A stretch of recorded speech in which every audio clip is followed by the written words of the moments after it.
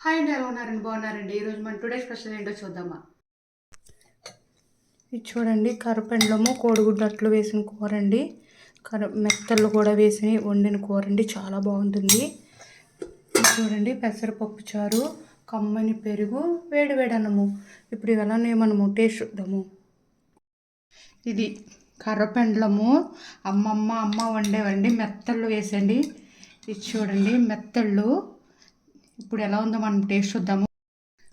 మెత్తళ్ళు అండి, flavour curry చాలా బాగుంటుంది. కర్రపెండలము మెత్తళ్ళు కర్రీ.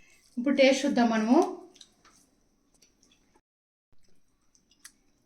ఈ కర్రపెండలము సీజనల్గా దొరుకుతుందండి, చాలా హెల్త్కి మంచిది. మీకు కుదిరితే ట్రై చేయండి.